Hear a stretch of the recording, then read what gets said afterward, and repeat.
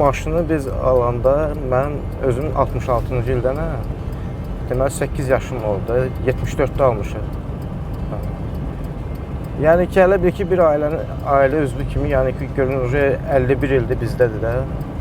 Ona görə elə bir ki, istəyənlər çox olub, yəni böyük pullar da veriblər. Mənəm deyən maşını da veriblər dəyişmək üçün, razılaşmamışıq. Heç atam da razılaşmıyor vaxtın. Hələ o vaxtı bu maşını 4000-ə almışdı, 74-də. Bakıda Xırdalandan almışdı, bir də generalın maşını idi bu. Pabedo maşınıdır, yəni qələbə maşınıdır. O vaxtda hələ bunun adını fikirləşəndə, Stalinə deyəndə deyiblər ki, adını nə qoyursunuz da bu maşını? Deyiblər ki, vətən. O deyib ki, vətən düz gəlmir axı, vətəni satmaq olmaz. Necə vətən? Başqa ad fikirləşin, ondan sonra qələbə adı qoyublar buna.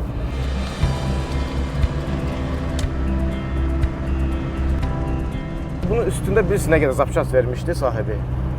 Hələ bugünkü günə kimi demək olar ki, o həmin zapçasların istifadə olunmuşları dahi onları təmir edib qoya bilirəm üstünə. Özüm yəni eləyirəm bu işləri. Dərbənd tərəfdə dörd göz verən olub, yəni ki, o vaxtda Dağıstana gedib çox gəlirdi. Burada da yəni böyük 30 minə kimi verənlər olub, verməmişəm. Aslında indi ailənin bir üzvü kimi tələb ki, ona görə ayrıla bilmirsə.